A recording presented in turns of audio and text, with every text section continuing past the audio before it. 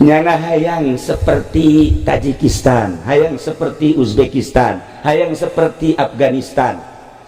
Di Uzbekistan didinya aya kuburan An-Naqsabandi, Syihabuddin An-Naqsabandi, Bahauddin An-Naqsabandi, Alauddin An-Naqsabandi, kuburana di Tajikistan. Eta di ditu 100% umatna Islam, wargana Islam 100%, tapi nu salat hiji-hiji aja, masjid hiji-hiji aja. Ketika liwat ke kuburan Syekh Bahauddin An-Naqsabandi, nang syukur kieu doa, hormat nyekel ka dieu berangkat deh, hormat nyekel ka dieu berangkat salat tanya. Kitu keneh ka Imam Bukhari. Ketika ziarah ka Imam Bukhari, urang salat di dinya teu meunang. Kula nanya sejarahna kunaon sampai nu salat di dinya. Allahumma ya rafi'ad darajat, Allahumma ya rafi'ad darajat, Allah. Jamaah kaum muslimin wal muslimat rahimakumullah. Cerita almarhum guru urang Abah Ucu luar biasa, hartina luar biasa sampai ayeuna terasa henteu maot. Asa aya bae gurau sarwitina, asa aya bae nyana osok bangun marahna, asa aya bae bangun lalagaanana. Komo simkuring mah rada termasuk wanian, osok ngalalaga hukum ka anjeunana sababaraha masalah, ke dijawab ke henteu, ke dijawab ke henteu, tungtuna siapa eta kituna ka dedeureun eta siapa ieu tah peureupna siapa eta baucu. Kurang pas pasantren ka dieu lantaran di Banjar ditanya, "Dek ka mana?" "Dek ka mana?" "Atuh rek ngaji bade di." Di dieu ge utawina nang di ditu cenah. Tak kada dengekeun bae. Aju kulantaran lalagaan atuh kukula terus dilalagaankeun suganda utawi di dieu mah lonjong bah. Serinya na. Mimiti kula ka dieu geus lalagaan. Tah terus kabelah dia udah beuki lalagaan horeng watek nya nama lalagaan teh geus aya watek mah atuh geus kos kitu bae nikmat nu aya terasa teu maot abah teh jeung kiai-kiai nu lain nu termasuk ahli Allah nu jelas teu maot lantaran lamun kudu dibejakeun mah loba anu ngimpi ka panggih jeung abah. Pan aya Haji Pandi mangimpi jeung kunti anak malulu, tapi ahli Allah mah luar biasa. Nah kitulah sakumaha nu tadi dijelaskan ayatna salah sahijina simkuring tergugah ngadenge ayat eta wala taqulu liman yuqtalu fi sabilillahi amwat bal ahya yurzaquna walakin la tash'urun. Jelema anu perang sabilillah, jelema anu ngagungkeun agama Allah min jumlati sabilillah, memperjuangkan agama Allah melalui pondok pesantren salaf, maot guruna teu paeh hirup keneh. Buktina Syekh Nawawi Tanara nu maot di Ma'la, peraturan di Mekah baheula setiap 1 tahun keduana selalu dibongkar kuburanana, dipindahkan tulang belulangna, dihijikeun kuburan tersebut diandih ku mayit nu anyar. Ketika nu lain mah nu lain tinggal tulang belulang dipindahkan. Begitu kuburan Syekh Nawawi Tanara dibongkar beleger keneh. Nu kaanehanana ketika beleger di antara nu nyaksianana aya sababaraha urang Indonesia. Begitu katingali beleger kicep lamun Haji Pendi naleu kicep itu paeh di dinya pasti dikubur dia. Iyalah keistimewaan Syekh Nawawi Tanara, begitu kicep lupatan kabeh.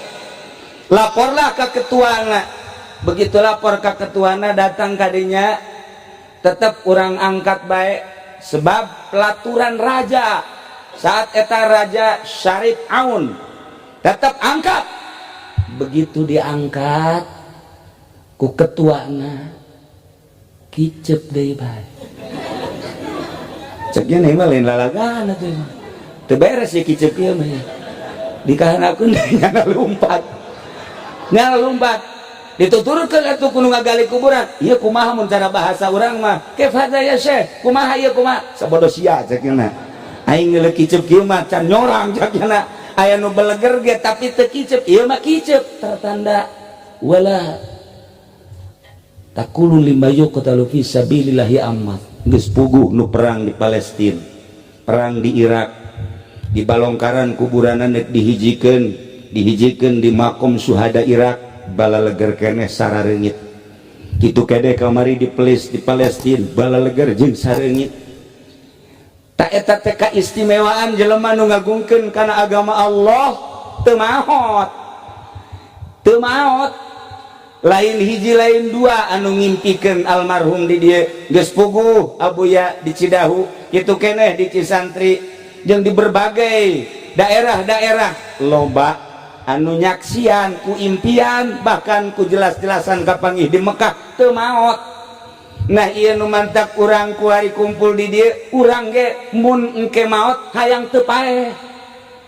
Urang mun maot hayang teu paeh kumaha sih artina teh? Paeh jasadna hungkul tetapi nu jelas mah sarua jeung para pejuang-pejuang agama Allah teu mararaot. Iyalah nu dipake kahayang ku urang, iyalah anu dirindukeun ku urang. Eueuh deui anu ngarindukeun ka sorga kecuali hanya santri-santri. Santri-santri eta manusia-manusia perindu surga. Di luar santri perindu neraka. Hanya santri anu ngarindukeun ka sorga. Salah sahiji bahasa Syekh Nawawi, cek bahasa Syekh Nawawi di akhirat nu bakal ditanya tentang kangoraan. Dipake naon ku sia ngora mun tiblah itu nama sababaka qabla harumika. Nah ieu ngora teh bakal ditanya di samping harta ilmu jeung sajabana nu bakal ditanya ngora digunakeun ka naon ku maneh ngora. Ieulah Syekh Nawawi nyaritakeun sing hade mawa ngora. Santri mah paeh ditanya tentang ngora moal ngajawab. Tanya babaturan aing keur ngora di mana cicing aing. Geus kitu wae geus malaikat coba tulisanana aing keur ngora di mana. Cenah dicaringin. Coba gawe naon cak malaikat tanyakeun ke babaturan. Paling maling maling beas. Tah beas ke babaturan pauli marido utama. Jagala sendal segala calana. Tungtungna mah horeng lain modok pamalingan. Iyalah santri nu istimewa. Jadi ternyata lamun urang nyaritakeun para aulia Allah, pendidikan ilmu kewalian adalah pondok pesantren Salam. Universitas dunia di mana bae eueuh ti dituna kudu jadi wali. Universitas di urang di Jakarta, Bandung, Surabaya, Kalimantan dan lain sebagainya jauh ke jadi wali. Hanya pondok pesantren lah calon-calon wali-wali Allah minimal wali mudbir.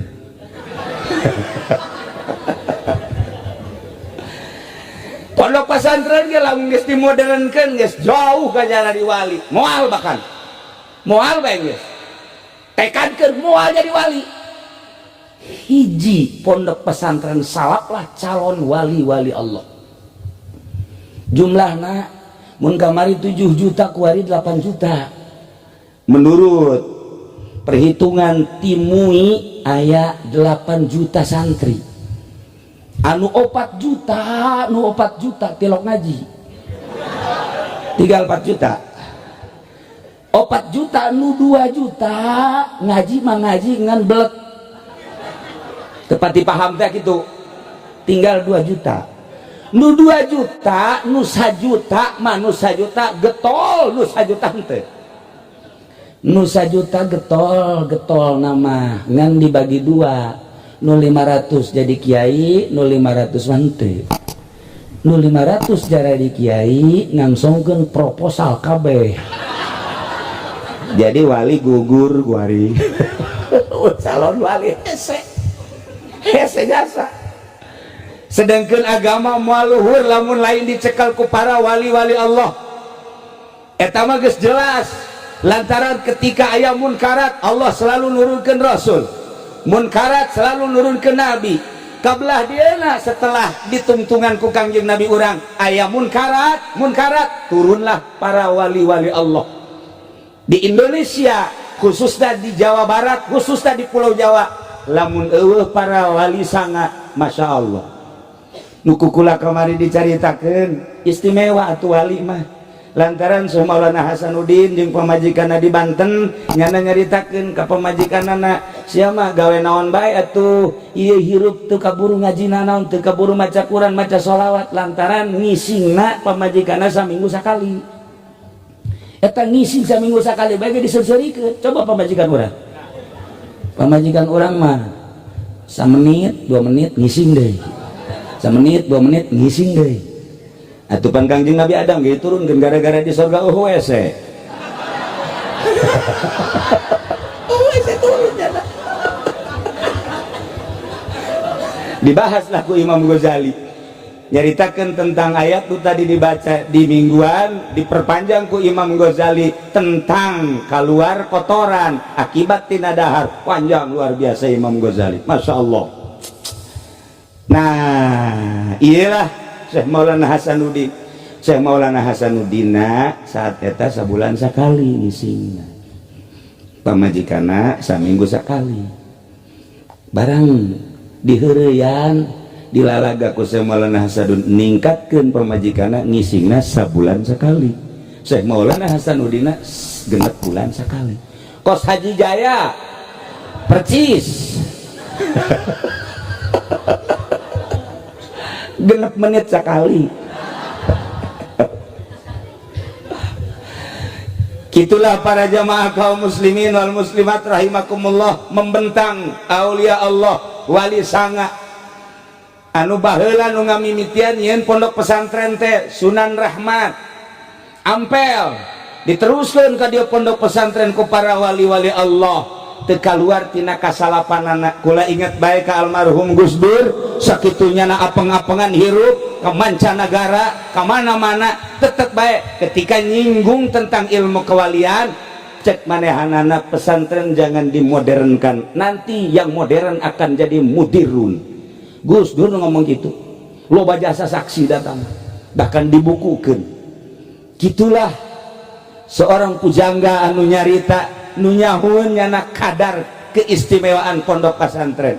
Aang Sadili almarhum Ciberem nyana nyarita andaikan santri berani tampil di panggung nasional jadi menteri misalnya, jadi menteri agama, menteri dan lain sebagainya, ieu kabeh ge eleh sebenarnya pendidikan agama mah ku santri segala rupa aya di santri. Timimiti amil jurumia sorop santri mah geus di luar kepala datang ka poho deui. Alpiyah mate Johar Maknun geus kabeh di luar kepalanya nama geus. Oh pikih mah geus sunggal poe paslun deui tambihun deui. Pokoknya geus santri mah ieu Aang Sadili andai kata berani jeung menguasai bahasa moal aya tanding santri mah tentang ilmiahna Aang Sadili nu nyarita lain dalagaan pan. Jadi bener-bener kumanehanan geus dijajaki heuh naonan nu sejen mah hanya keberanian nu eueuh. Di antara keistimewaan santri kebebasan merdeka. Patula patali kos wali. Santri mah kos wali, masak jam sabaraha bae. Batur jam 2 hees jangan masak. Suluh sendal babaturana pakai suluh. Bebas luar biasa santri mah geus. Teu boga beas nu mana bae pokona mah geus. Lauk atuh empang guru dipancing. Istimewaan santri mah. Numantak ayah Banjar almarhum di ditu geus kedalnya nama cak ayah wahai para santri naon nu aya kaboga ayah kalapa buah segala rupa rambutan termasuk lauk geus pokona mah ka santri halal mun balik teu kudu menta halalna ka ayah dihalalkeun geus ku ayah mah mantak mabruk elmuna. Muridna Ki Suhaimi ngajegur di ditu Cikole ngajegur di dieu dan lain sebagainya hampir ayah Banjar kabeh lantaran ikhlas. Aya Haji Jaya mah lain, awas ya santri ngalah tongtolang aing dibalkem siapa aing sia. Atuh tungtang ngan bisa mencet kebodohan. Sabalik nanti ayah mah bebas jasa, masya Allah. Nah iya bebas merdeka kehidupan santri mah luar biasa. Patula patalina naon nya nama nemantek pendidikan sugan salat tahajud berjamaah cara di pondok pesantren modern jeung can manggih kitabna deui.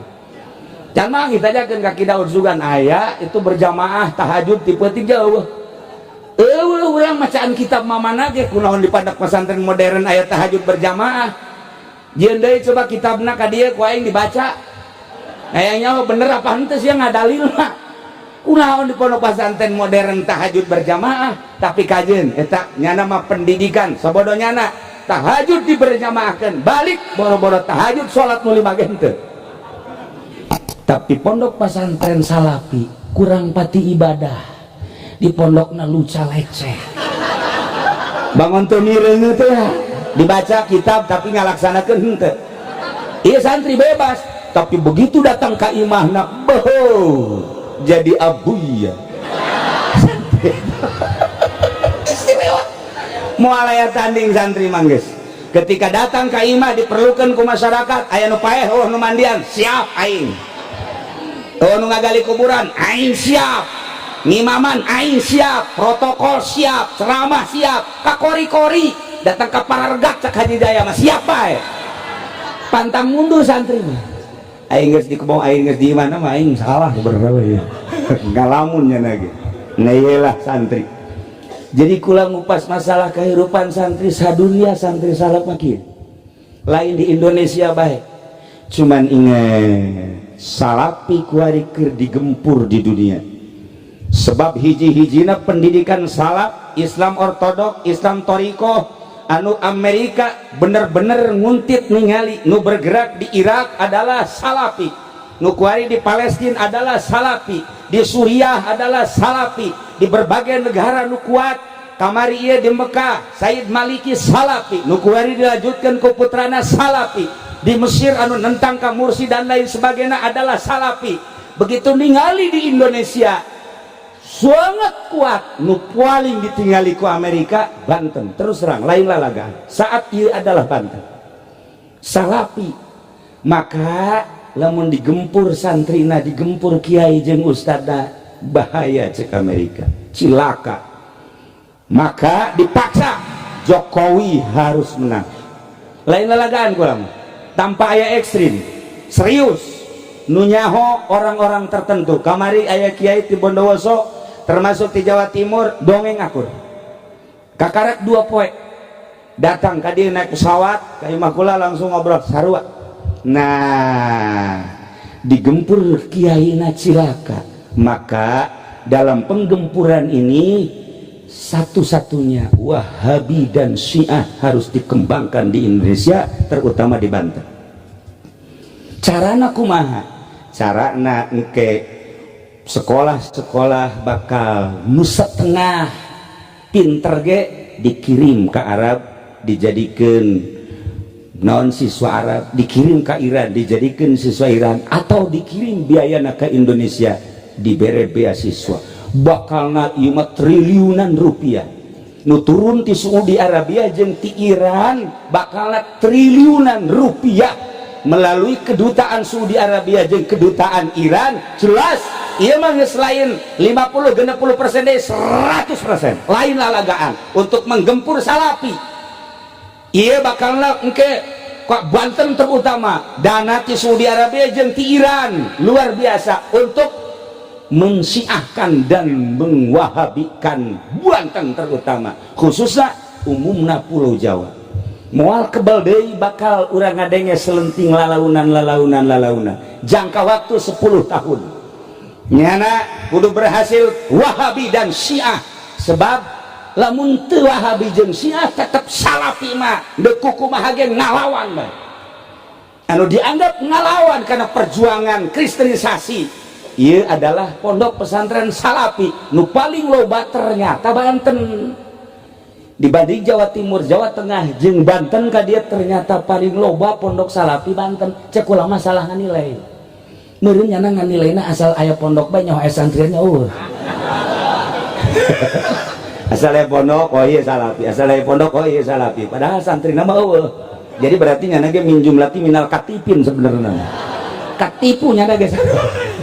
tapi lain kitu Amerika teu sembarangan, lain leutik nyana, lain bodoh, istimewa dalam penelitian anu luar biasa. Perlu dicatat dan digarisbawahi, itulah salah satu keberhasilan Amerika anu mengangkat Jokowi, ialah nu bakal mengkristenisasikan melalui wahabinisasi jeung Syiah. Engke bakal karasa triliunan rupiah bakal. Kamari aya kiai dua memehna saminggu datang dari kiai di Jawa Timur, jeung aya di sababaraha kiai nu datang ke kula, bagaimana kita ke depan. Cucu daripada Kiai Khalil Bangkalan ilu mingguan kemudian ngobrol nyana nyaritakeun bagaimana Kiai ke depan. Rencana ini kan sudah jelas akan dibuka besar-besaran. Kula tetap ngajawab bari seri tenang cekul, padahal hati mente tenang. Kerbeting kita saksi dah, ya saksi, tenang cik. Kenapa sih Pak Kiai tenang am? Nggak usah takut, kita punya sejarah. Muhammadiyah mewahabikan Indonesia tidak berhasil. Persis untuk mewahabikan Indonesia ngan utek-utekan di Garut yang di Bandung bae. Sakitu bae Bandung Garut, nggak saya sakitu. Geh lah sabaraha persen.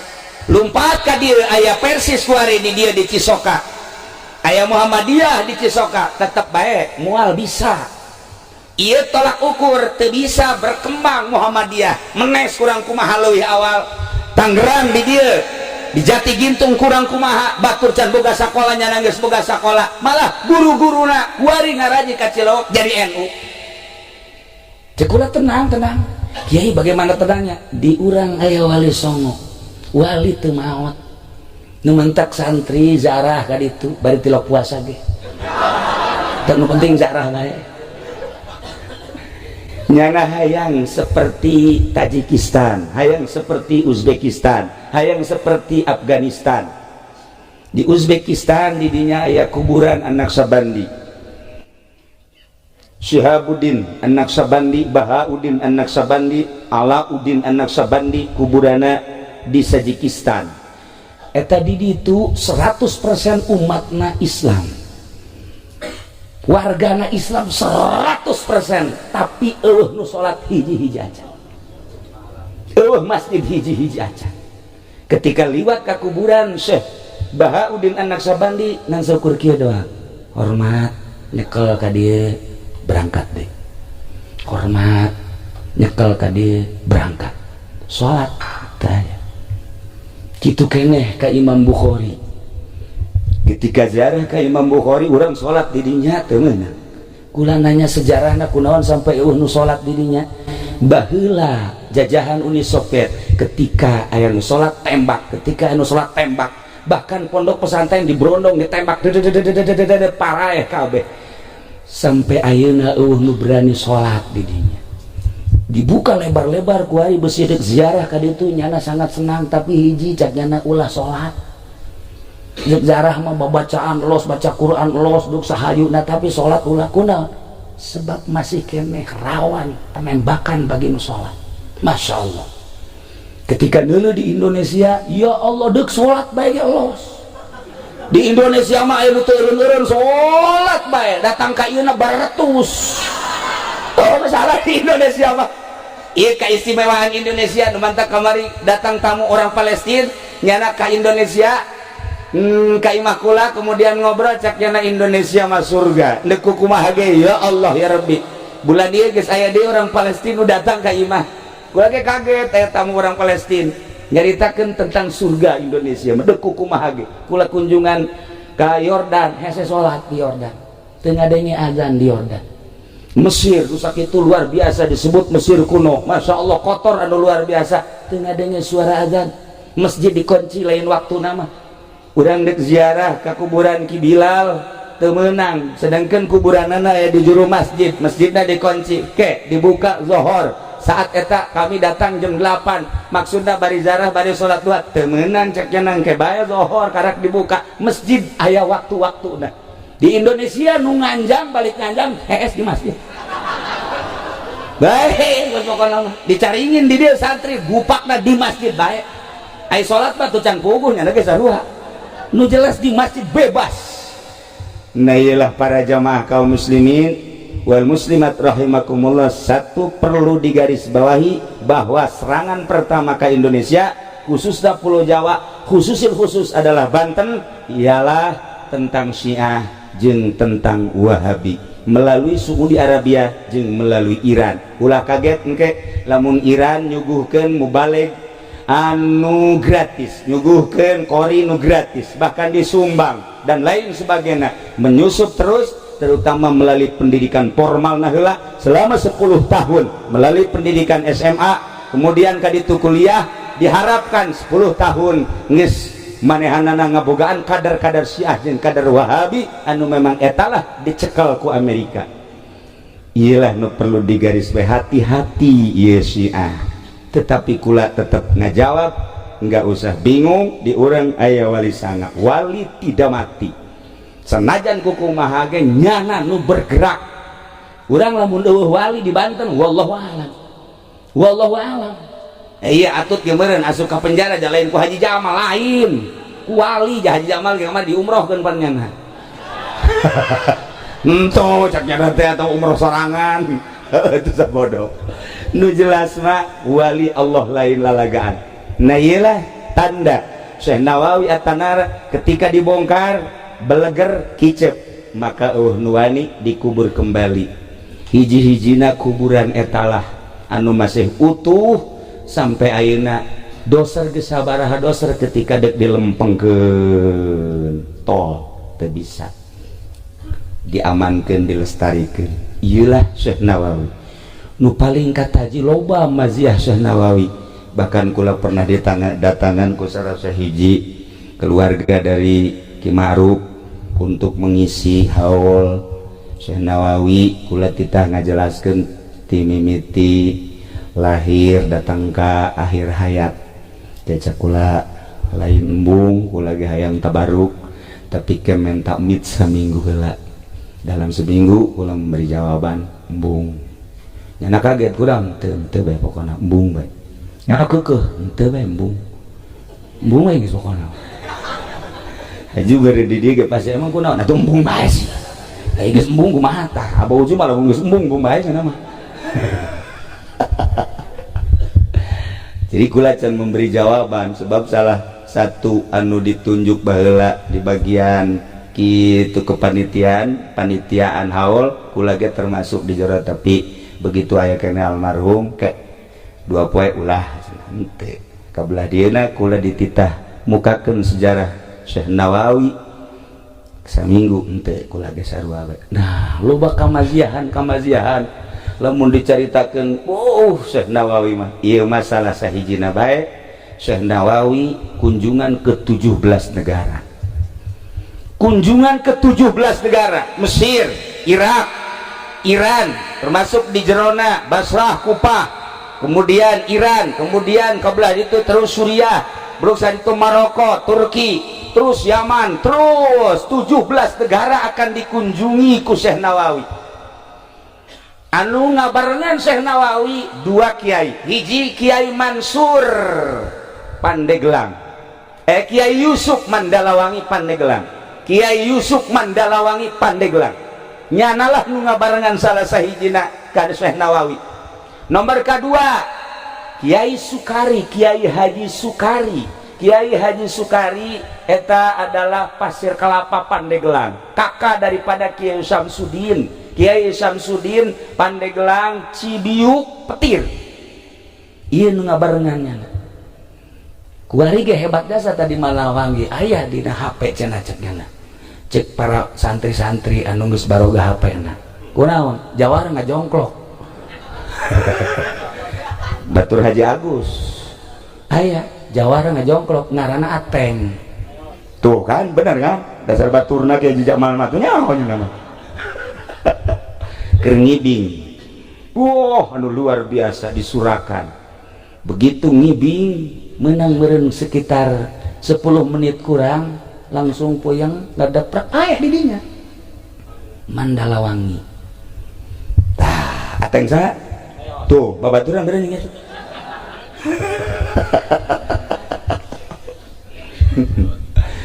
Nah, iyalah dua nu ngabarengan.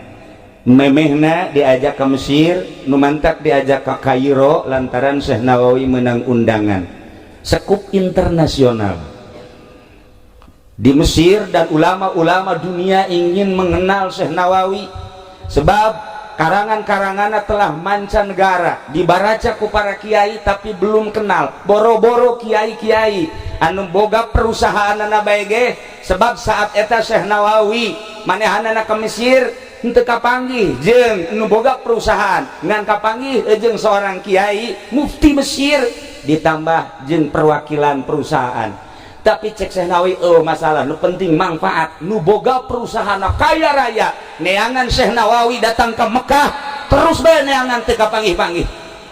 Ketika dituduhkeun itu tuh Syekh Nawawi teh anu ngarang teh, Syekh Nawawi nanya deuk aya naon? Ieu deuk terima kasih, bahkan deuk mere duit anu luar biasa lobana sebab deuk kawadahan kudu boga perusahaan deuk dikembalikan sebagian hartana. Syekh Nawawi nyiples selama 40 poe embung kapanggih jeung sasaha lantaran besi dibere duit.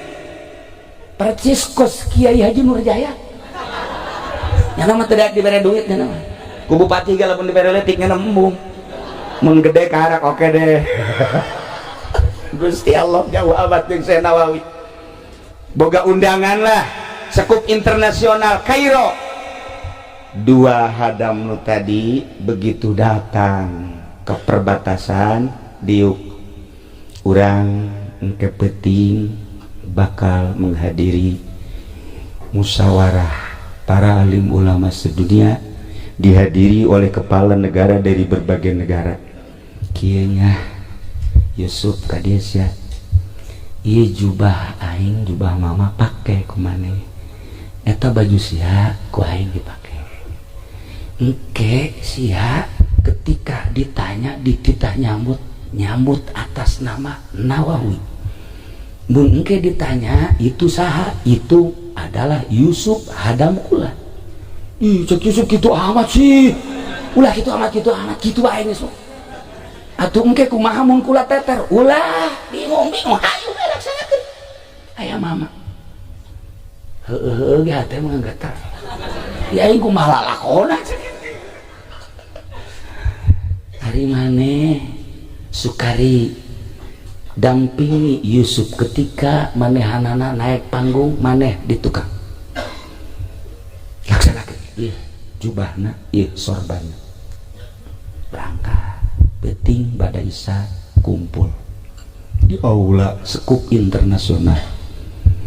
Caritakeun mun ku bahasa urang pada malam ini alhamdulillah telah hadir ulama Indonesia yang karangannya telah mancanegara dan kita baca di berbagai pondok pesantren bahkan di universitas sekolah. Nah saat ini kiainya hadir di tengah-tengah kita dan kita mohon supaya menyambut bagaimana sepak terjang perjalanan beliau bisa jadi sedemikian rupa.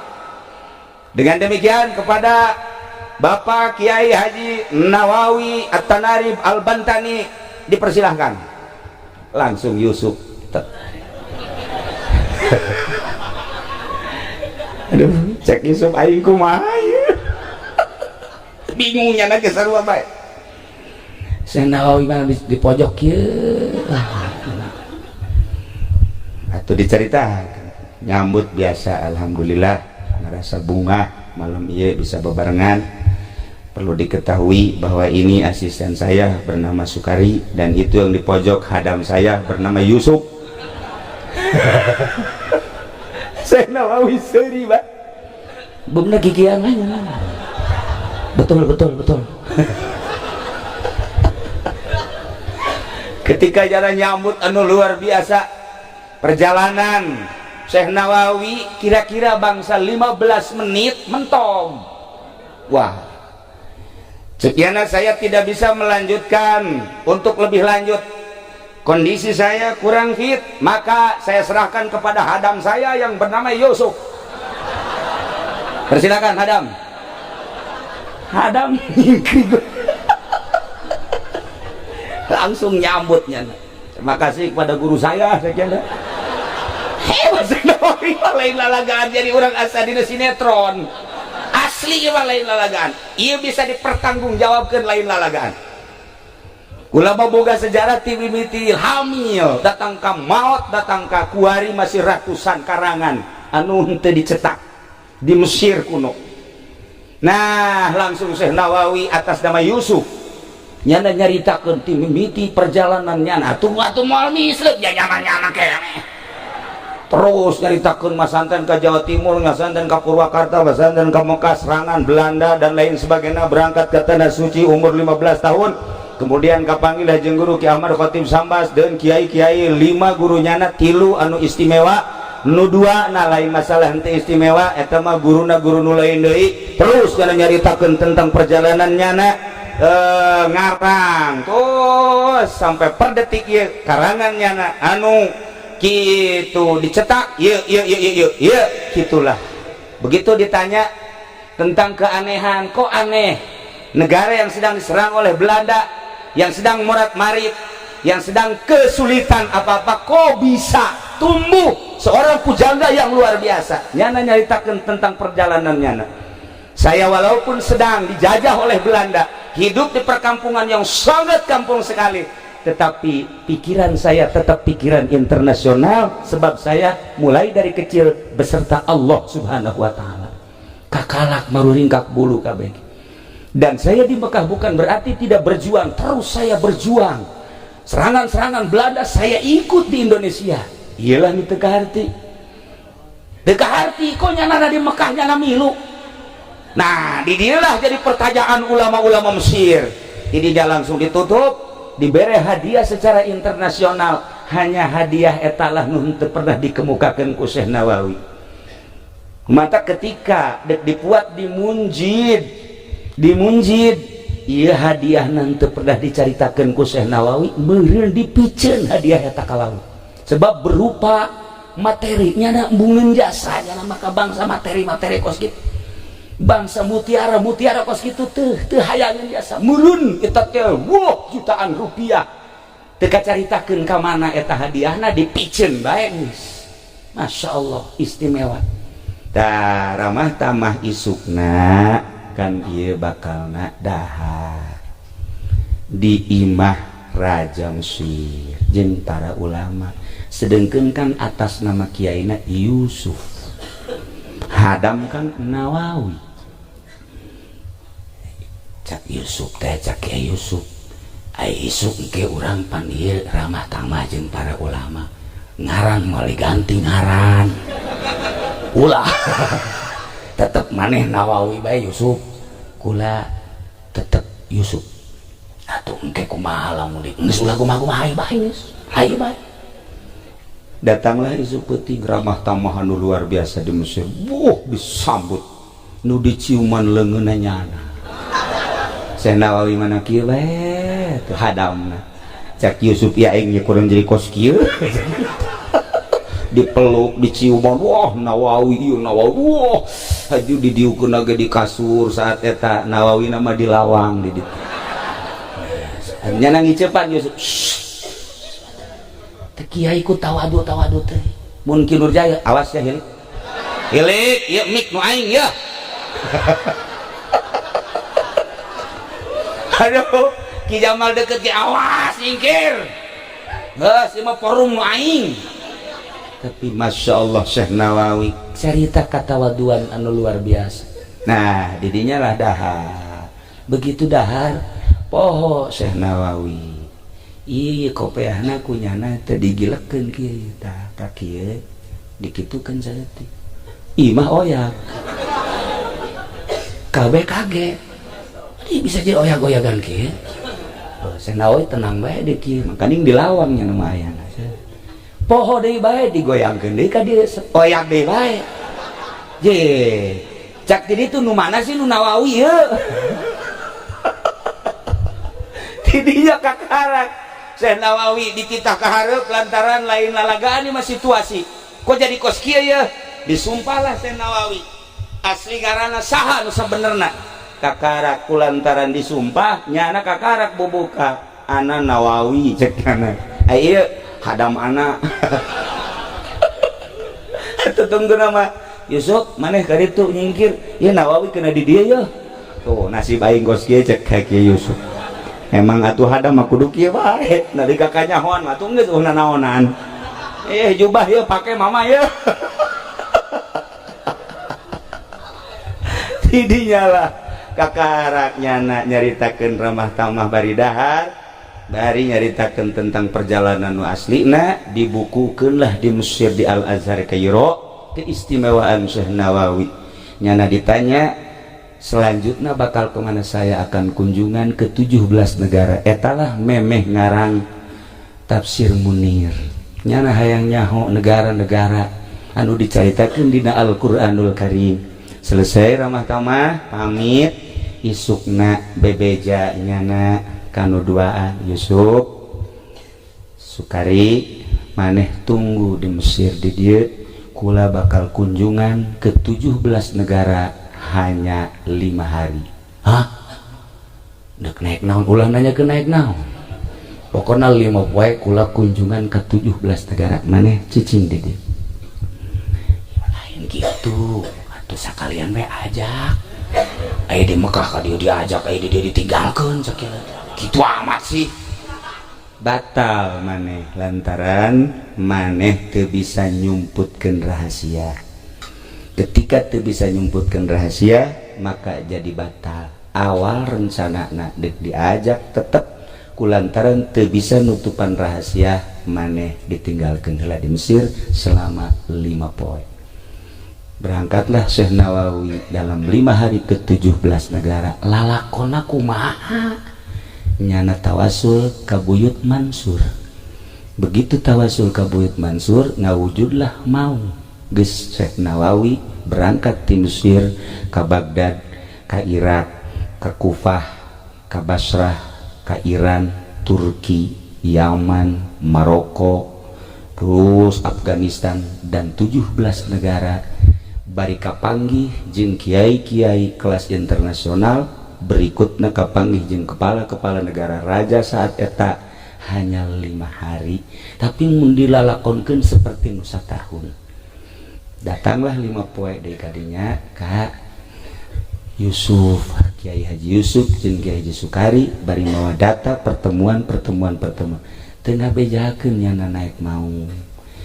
Nyana ngabejakeun naik maung soteh ka Kiai Samsudin adi daripada Kiai Sukari nu aya di Cibiu Petir.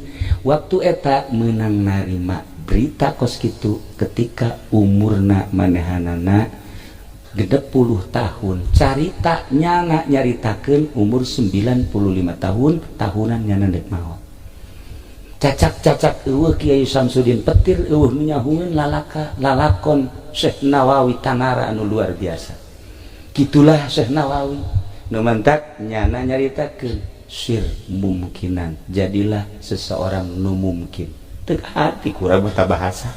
Sapira mungkin naon sih mungkin? Mun dibahas mungkin dina ilmu thariqah tingkatanana geus tingkatan kudrat. Urang mun nyaritakeun dina ilmu thariqah aya tingkatan kudrat, aya tingkatan hikmah. Ketika urang nyaritakeun asbab jeung elat, urang moal jauh ti nyaritakeun tentang alam hikmah, tetapi ketika urang geus datang ka alam hakikat, urang pasti nyaritakeun alam kudrat.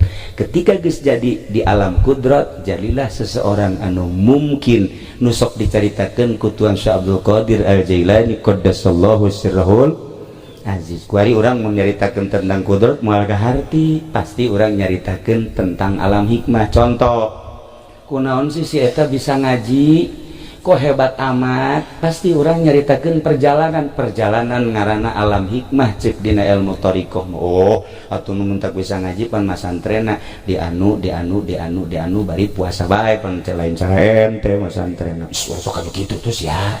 Dongeng-dongeng bae urang sok aju ka aing. alam hikmah ngaran urang menyatakeun si itu kunaon sih jadi kaya raya atuh pandagang bisnis nya nama ta eta teh ngaranna alam hikmah si itu kok bisa sugih kitu sia teh memang eta teh nya dagang di samping dagang sok maling mentek sugih alam hikmah eta kan cerita alam hikmah mah kos kitu kaharti ku kabehan ketika diceritakan alam kudrat nyana moal karti ya situ kurang sih kiai kok jadi hebat gitu ngajina bisa aja manfaat aing mah jatuh karti atuh Allah mah maha kawasa kajen ku kumaha ge kawasa Allah mah sikut sia ku aing aing nyaho kawasa mah goblok nyarita segala kawasa segala aing mah nyaritakeun perjalanan kumaha teu bisa dibawa alam kudrat lantaran encan wayahna ketika nyaritakeun ayo itu si kunaon bisa jadi sugih kos kitu ya atuh Allah mah kawasa nyugihkeun sasage goblok sia aing ge ngaji tijan blon nyawa aing ka kawasaan Allah atuh ieu perjalanan teu nyambung jelema nu aya di alam hikmah kuduna dijawab ku hikmah bae tapi ketika aya di alam kudrat jelema ibadah ka Gusti Allah melalui perjalanan khusus zikir ka Gusti Allah lillahi taala sesuai jeung aturan tafakur jeung muraqabahna leng diberelah nyana asup ka alam hakikat di jero alam hakikat Allah mere anugerah kemungkinan bagi dirina alam mungkin ngaranna ku ari cak Allah teh tah Baitullah sia hayang ji hayang ayo gara ngalengkah nyana ka Baitullah tek datang ke Mekah kapanggih jeung babaturanana Ki Nurjaya di Mekah sarua ngalengkah deui sarua ieu mah keur carita Ki Nurjaya bener ieu heulanan ieu sarua ngalengkah sasalaman masyaallah maha kawasa Allah nyambung sebab Ki Nurjaya ngalengkah nyana ngalengkah bicara geus lain bicara sabab jeung hikmah bicara kudrat maha kawasa Allah nyambung nah inilah bahasa Syekh Nawawi sir mungkinan jadilah anjeun jadi jelema nu mungkin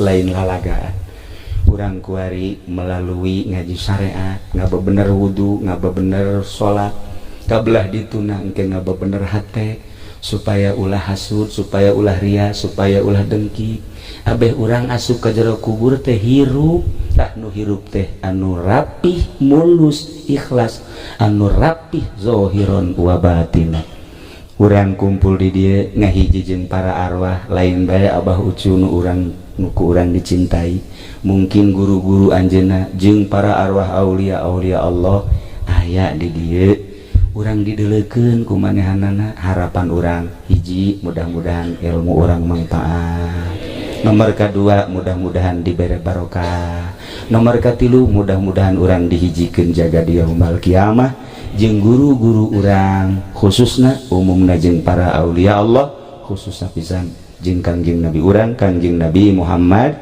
sallallahu alaihi wasallam saha anu dititipan nu dibere diijazahan doa urang Banten aya catetanana termasuk Kiai Sukari, Kiai Haji Yusuf, Kiai Haji Samsudin, Ki Ibu Hajah Murtapiah baheula kali pasir tah dulur Kiai Haji Basuni baheula nu dibere ijazah doa ku Syekh Nawawi termasuk Kiai Kabir eta Syekh baheula abah kula berangkat ka tanah suci tahun 52 ngasehna ka Kiai Ahmad Kabir na eta teh ijazah Bukhari sanadna jeung adalah ilul khairat di Kiai Ahmad Kabir saat eta masih keneh ningali ngan geus rada remeng-remeng berangkat tuh kadua kali buta geus teu ningali tapi ketika henteu ningali ngadenge nu maca Quran ngadenge nu maca kitab nu wiridan mun salah nyahoan jasa setelah dibere wiridan ku Syekh Nawawi Tanara nah iyalah wiridan-wiridana aya catetanana wiridan ieu geus dibukukeun nu jatuh ka termasuk nu diturus Kiai Idrus eta ge termasuk nu kaijazahan ti salah sahiji kiai nyana kaijazahan tapi nyana mah tangan kedua ti Syekh Nawawi Kiai Idrus babaturan anakna babaturan kula Kiai Haji Tatang almarhum waktu di Garut di Kresek mantak kula bareng ngaji falak jeung manehanana ku kula diajak ka Cipanas yuk Tatang urang ngaji falak hayu pinter jasa otakna luar biasa kula ge eleh ngan kulantaran teu diamalkeun begitu kula nelepon ya hasil ru'yatan lah cenah milu bae ka pemerintah lain masalah milu ieu hasilna sabar teu ngitung caknyana. Oh main mantek ngitung mah poho deui. Tah nu pinter teh sok itu. Nu pinter teh sok itu tah padahal jago jasa teh. Hitungan-hitungan falakna. Nah gitulah para jamaah kaum muslimin wal muslimat rahimakum. Sabenerna kula geus amanat ka Kiai Haji Mumus waktu kamari nyalaten di ditu di ibuna gitu Ki Fudoli. Kula insyaallah hadir ngan anu nyarita manusia jendae. Atuh kitu keneh ka Ki Nurjaya lain sakali nu sejen dae kula mah hadir bae insyaallah milu wirid milu ngadengikeun. Jadi ditu nama oke cak Ki Nurjaya berarti pembohong ya jelema ieu. Nah di ditu na oke hai ka dieu teu oke. Nyana teu ngarian oke caknya bahasa naon ba oke. Gitulah para jamaah kaum muslimin wal muslimat rahimakumullah. Masih keneh loba maziah Syekh Nawawi. Wah luar biasa. Di antarana di negara-negara nu 17 tadi eta teh ngabogaan obrolan-obrolan anu khusus kahiji. Nomor kedua di antara karomah-karomah Syekh Nawawi nitipkeun wiridan ka hiji-hijina kiai ieu bisa dipertanggungjawabkeun.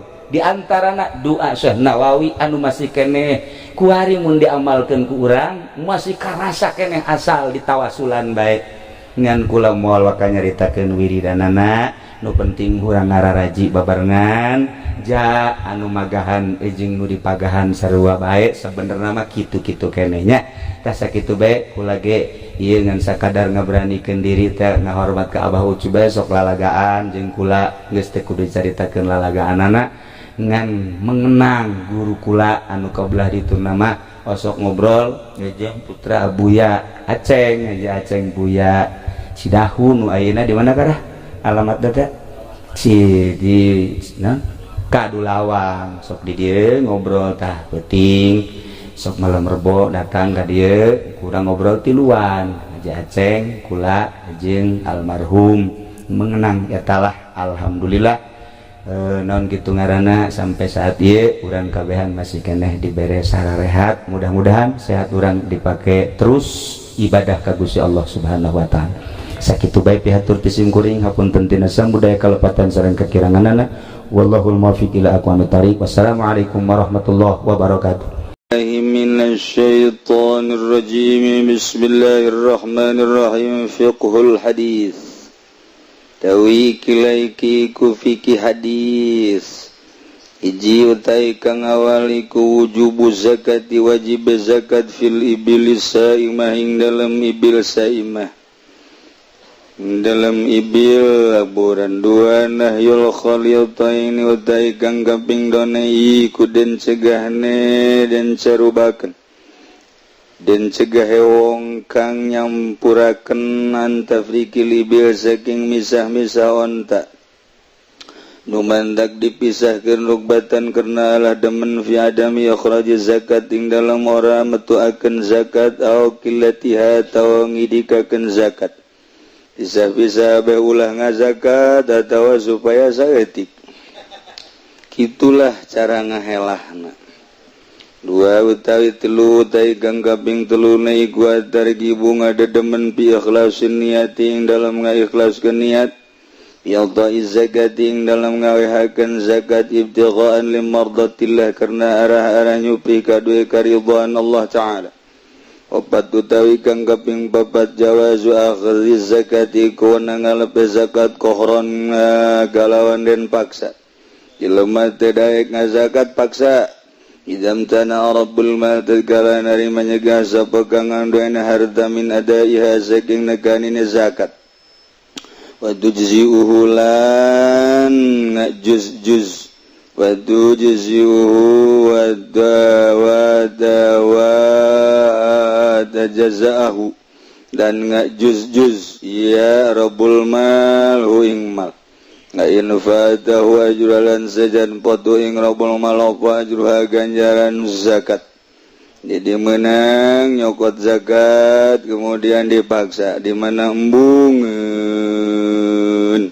nu bogana dina ngaluarkeun zakat mun diurang di kitu-kitu mantep jasa.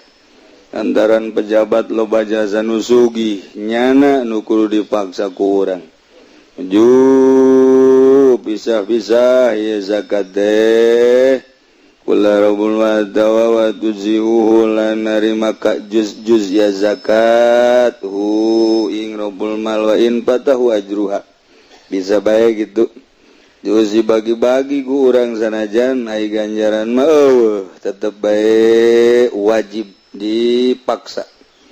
Walau lamun orang aya pemaksaan gitu mimiti orang kabupati paksa ku orang aya nul kalimat tahrimul uqubah utai kang kaping 5 na iku dan haramkeun siksa bi ahdil mal galawan ngalap mal ya na hurmata malil muslim kana satuna harame harta kang muslim adillatu iku tawi pirang-pirang dalile itu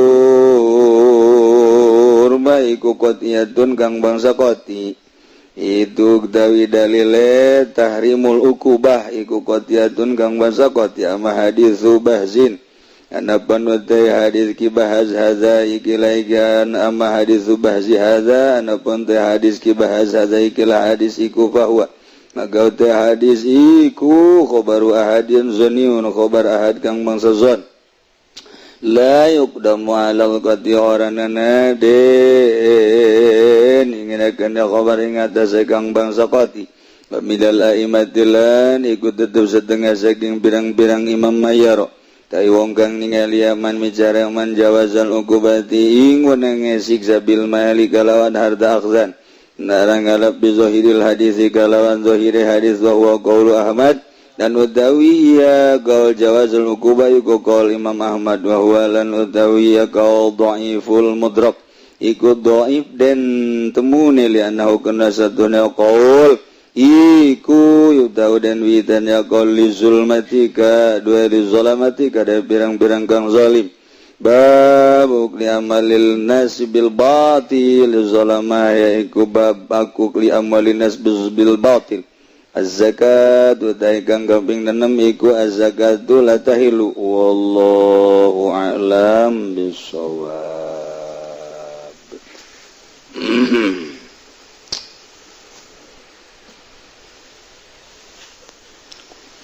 A'udzu billahi minasy syaithanir rajim. Bismillahirrahmanirrahim.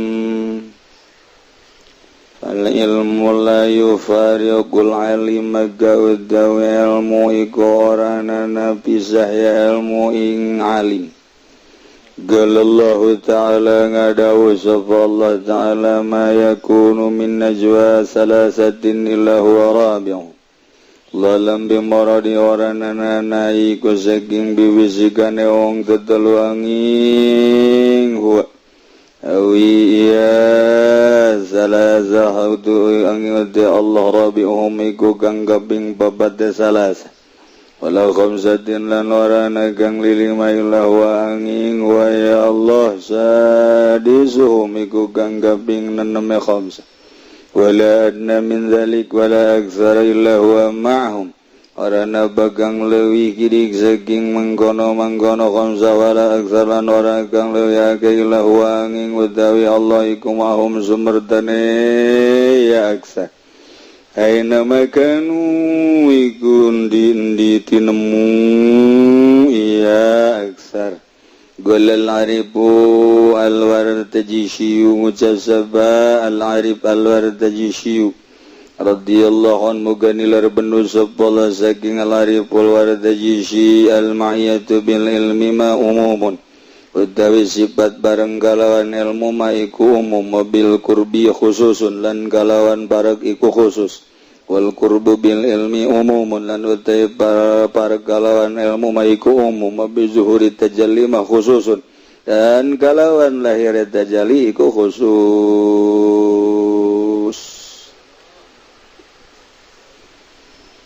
Nyaritakeun sifat bareng urang mah hese sebab ieu mah lain kudu dibicarakeun tapi ieu mah kudu dirasakeun. ongkos urang boga kabogoh eta kabogoh nempel di hate urang jadi aya bae tadi hate teu daek poho-poho kacipta ku urang biwirna irung hunung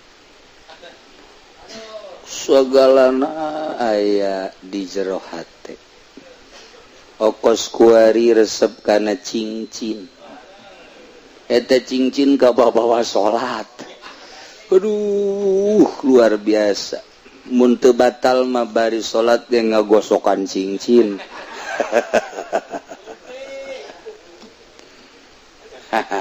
eta lah jadi terlepas tina masalah cinta heula ketika jelema ieu boga rasa cinta bakal poho sagala-gala mantak aya bahasa cinta adalah buta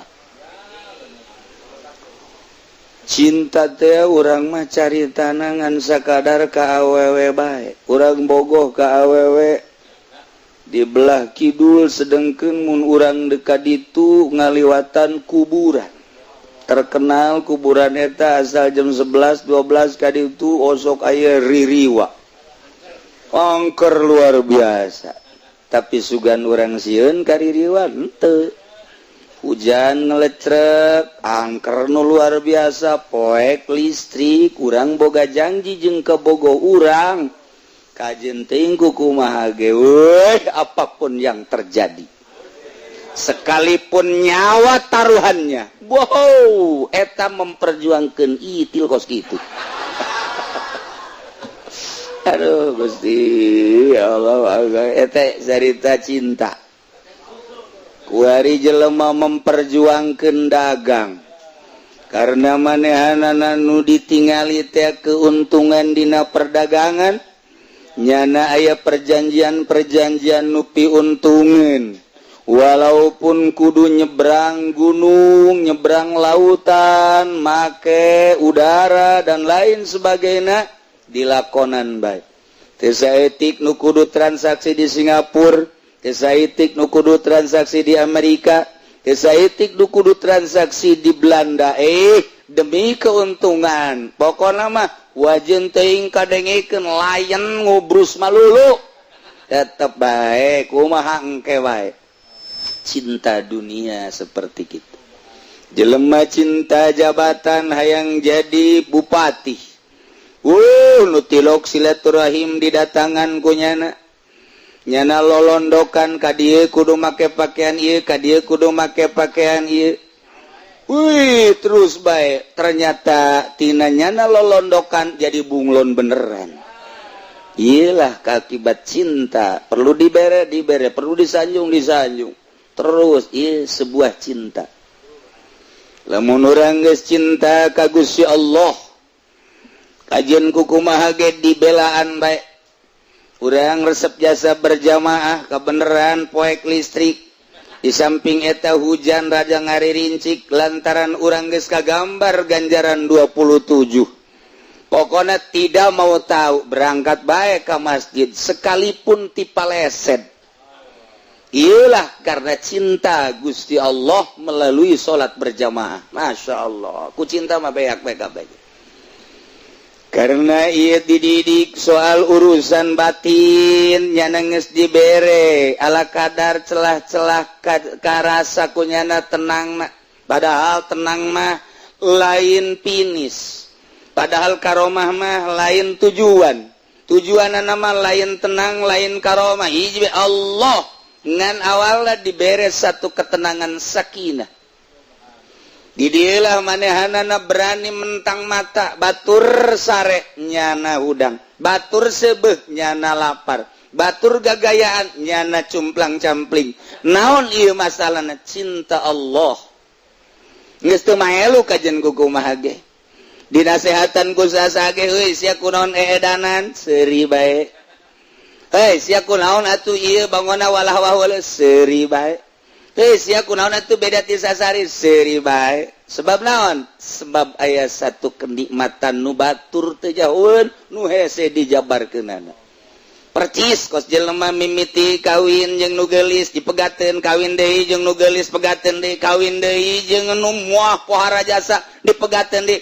celek kawin jeung nu jore masyaallah tetep bae adem ayem kabeh ngomong sia kunaon ieu pamajikan kahiji kadua katilu kaopat ganulis dipegat-pegateun ari ieu sia mani terus bae ada satu kenikmatan aduh hiji tilok marah kedua ngusapanana pohara belana ka aing luar biasa ngagairahkeunana jeung nganasehatunana ya pokona mah soal rupa mah kos kitu pokona jangan dilihat rupane tapi isine widih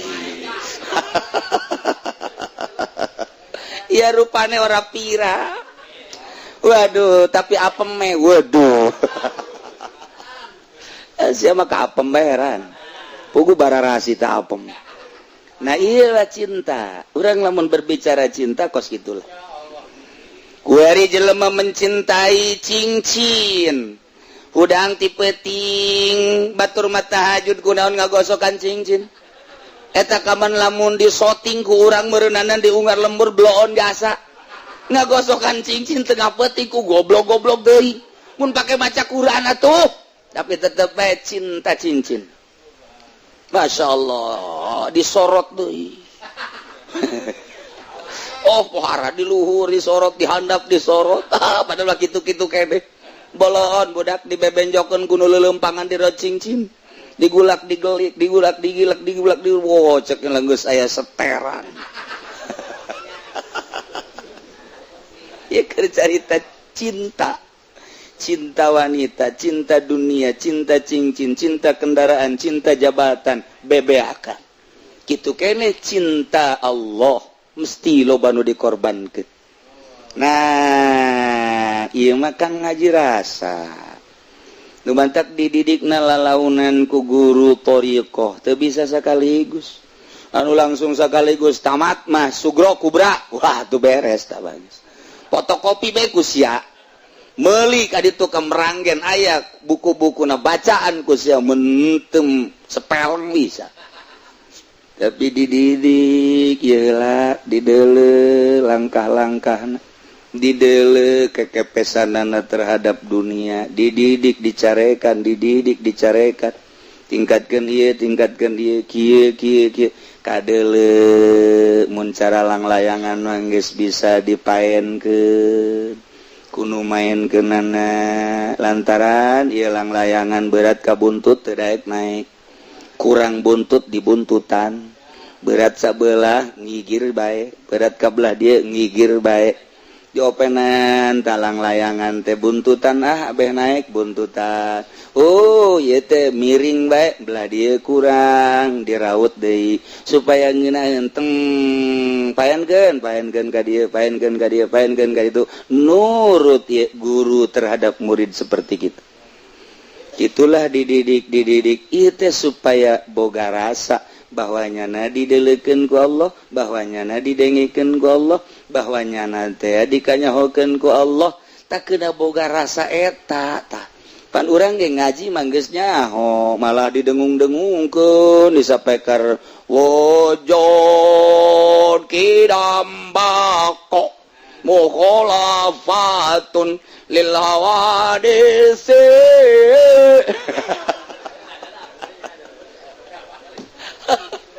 aduh masya Allah tapi kalakuan anak kos tungateng artikana wujud kidambako aja wayang ngeridit bae wayang main bola di TV terus bae hei ai isya kaunuhu aliman samian basirona mana ai dina bahasa peker mah pohara jasa diberjamaahkeun ku nyano ceramah bisaan jasa saudara-saudara sekalian MZ bae nu madak eleh geus paeh kan MZ na tapi kalakuan kos adu teu ngarti lawan tak teu boga rasa ieu mah deuk dididik rasa supaya ngeunah anu luar biasa maca Quran teh nikmat zikir teh ngeunah maca sholawat teh nikmat ngeunaheun tafakur teh geunaheun sakumaha tadi urang salat Allahu Akbar kemudian ayat tah kuari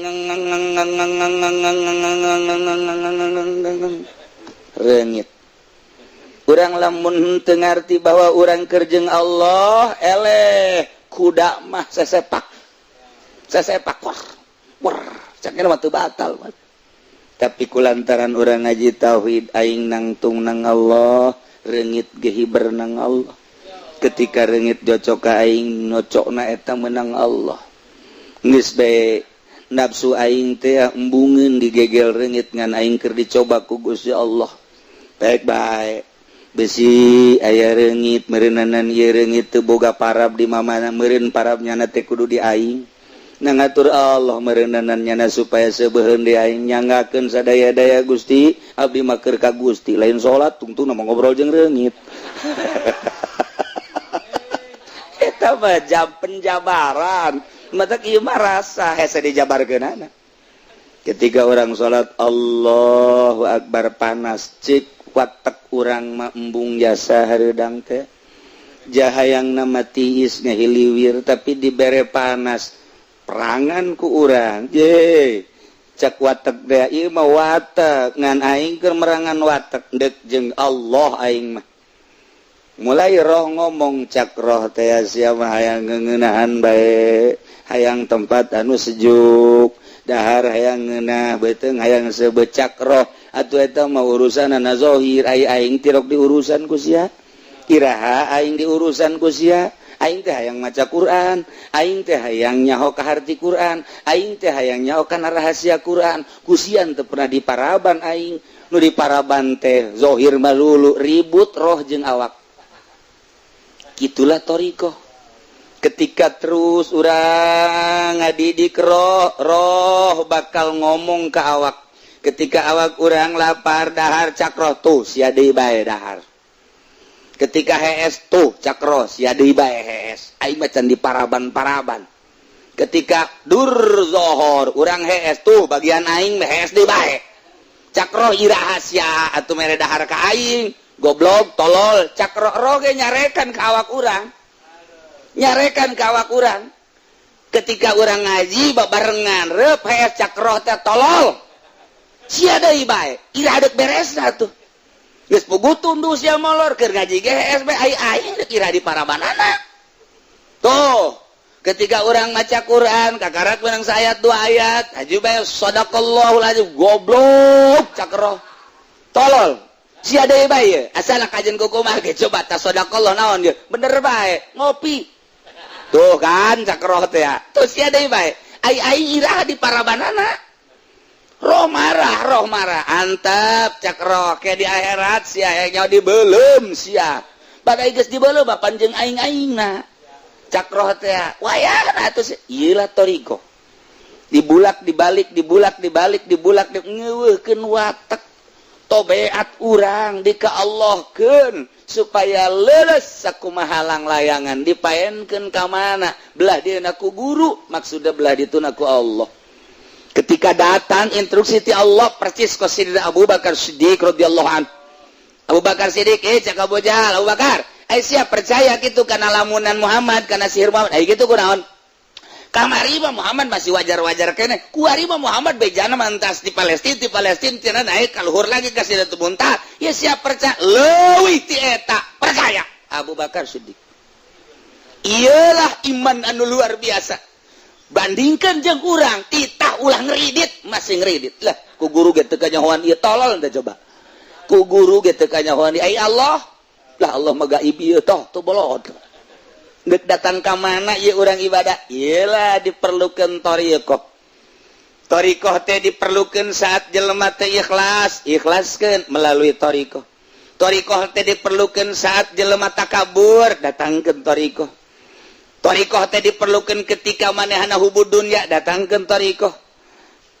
teh diperlukeun ketika jelema ieu kitu hubur riasah yang jadi pamimpin datangkeun thariqah nu matak thariqah teh diperlukeun bagi jelema nu deuk ka Allah ketika takabur di thariqah mah ulah sok norekat sia abe ulah takabur sing bener norekatna ketika manehana ujub cak thariqah ge ulah sia ujub bae sok geura norekat abeh ulah ujub sok gerak mana teh kok hubudun ya be datangkeun thariqah abeh thariqah teh ngabasmi tentang hubul mal hubul jah hubur yasah nu matak teu kaharti ieu mah norekat onto ongko dagang limbah ongko tojainya norekat onto ongko ngahikmat ongko ti dituna norekat ongko tapi manehana dudunya terus bohong berarti norekat tak iyalah diperlukan thariqah mulai dibersihan melalui lelembutan abeh main lelembutan urang aya latifatul qalbi lelembutan qalbi latifatur ruh lelembutan ruh latifatul sir lelembutan sir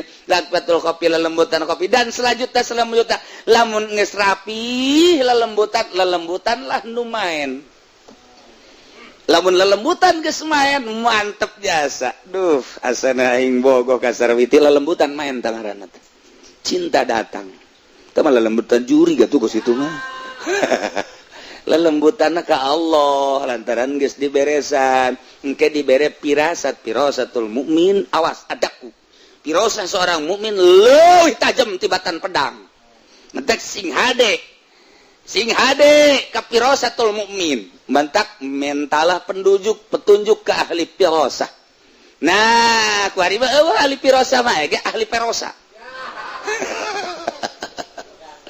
nah mulai kuari dididik lalaunan perlu puasa perlu henteu nu penting mah eta we kurang zikir tafakur muraqabah di saat-saat anu ditentukeun ku guru kemudian atuh zikirna don khidmah dan lain sebagainya mulai kuari rada beda ngeunaheun sih dibere ku Allah eta teh geus rahasia hese nyaritakeunana kok lain deui sih rada muringkak bulu asal zikir be muringkak bulu buah aya jurig henteu muringkak buluna lain ieu mah sabulu-bulu kumaha diberena bae ku Allah kuari asa aya bae teh Allah di dieu teh asa bareng bae jeung Allah mulai teh dengan sendirina ulah boga kahayang bareng jeung Allah tapi engke ketika dibere ngarasakeun sorangan urang mah ibadah bae ulah hayang babarengan jeung Allah mun hayang bakar kahayal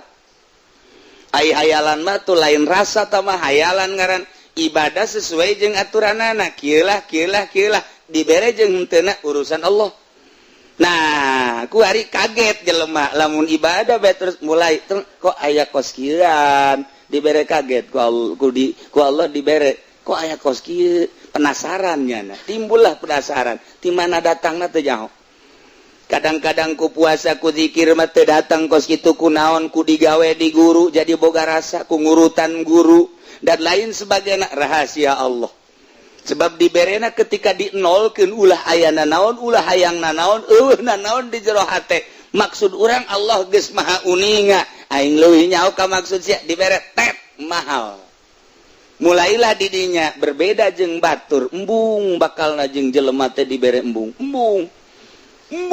bae pokoknya ditanya embung bareng embung hayang sorangan bae mulai mata jelalatan di let eueuh deui atawa denge aya suara makhluk anu kurang dinikmati eueuh deui atawa aya nu perlu disampeurkeun urang teh lantaran muasyarah teu bisa ngajaga eta eueuh deui tidinya lah didatangkeun deui hesena luar biasa lantaran ti mana datangna jeung kumaha eta mah lain pakasaban urang ja urang mah ngan sakadar ibadah doang dibere eta mah hese diusahakeun kurang hayang eta deui Gusti teu bisa tah urusan Gusti abdi keur harita dibere teh keur kumaha karah teu bisa bae kajen kumaha ge mulai deui di nol-nolkeun deui nu eta teh ka mana kok ngeunaheun amat nikmat amat hese mungkin seminggu mungkin sebulan mungkin setahun eta mah kumaha Allah bae ngan urang pernah dibere rasa penasaran hayang kadinya be ulah waka ka Allah hayang ka eta bae terasa eta engke satu saat ketika urang keur nol dibere mungkin rada kebelan tinu kamari terus tak eta teh embung ngadengikeun suara embung bareng jeung hayang ngonci maneh ulah kaget lamun jelema ngonci maneh di jero kamar eta teh keur ngahayal hayang apansa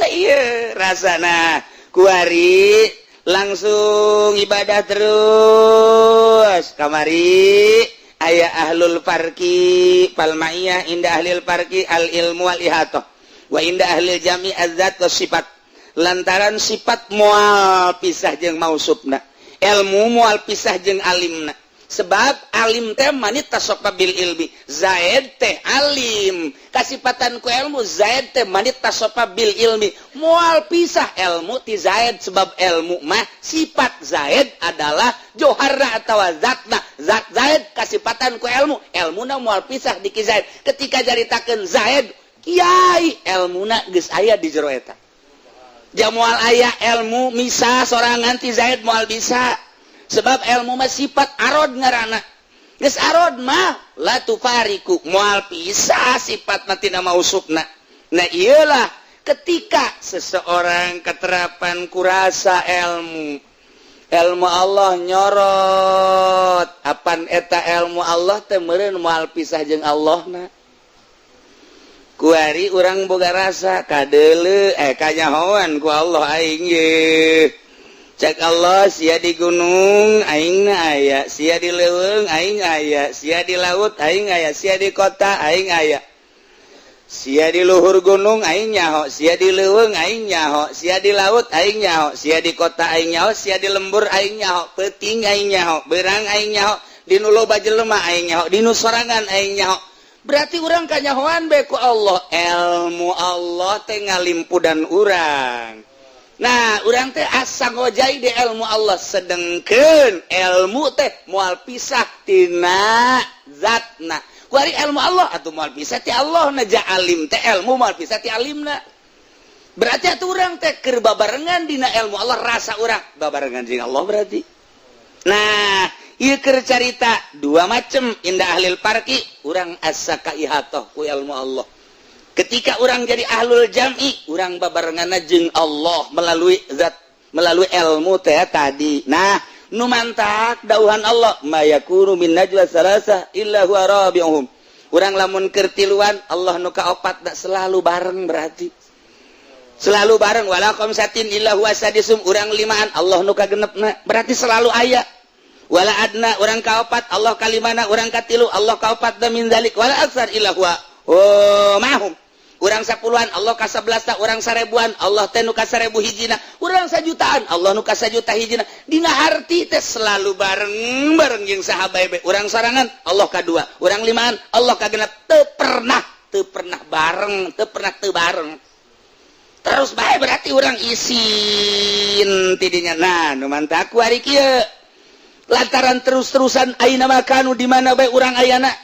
Qala al-Arif al-Wartajusi radhiyallahu anhu al-ma'iyah bil ilmi umum sifat ma'iyah ku ilmu umum ketika urang boga rasa babarengan melalui ilmu umum tah mah tidinya teh lamun Allah teh rasa bareng bae urang teh ku ilmuna deukeut atuh ka Allah deuketna urang ka Allah ku ilmu atuh tah mah khusus garana wali ngan wal qurbu bil ilmi umum deukeut ku ilmu umum wa bi zuhuri tajalli khususun lamun ku zahir tajali eta lah khusus kuari kieu urang ibadah bae ka nyayan aya dibere duh rasa nyahona Allah ka urang aya di diri urang cak Allah ulah nanaon sia ku aing dibere ilmu ngan ilmu na beda ti batur ilmu sia kudu dipetakeun nyaho sia petakeun metakeunana bahwa aing teh nyahoeun ka sia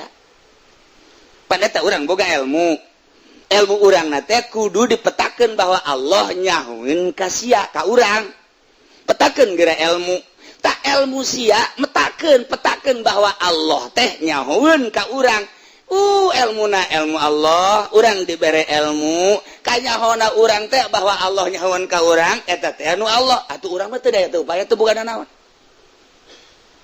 asana puyeng cenah kieu emang sia mah puyeng bae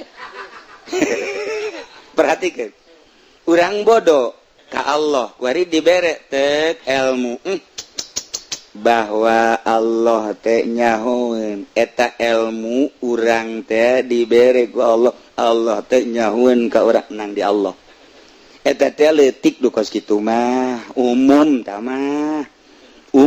mah ku ari kieu aing mere ilmu kasia mere nyaho bahwa Allah teh nyahueun kasia beuki luhur tuh tadi maka karak ge aing mere ilmu kasia guys kuari urang boga rasa ku ilmu urang bahwa Allah teh nyahueun dibere kuari ku Allah ditambahan ilmu sia teh petakeun bahwa Allah teh nyahueun kasia pan eta kudu bake ilmu ta eta ilmu nu eta ge tu nu kahiji nu kadua enang ti Allah.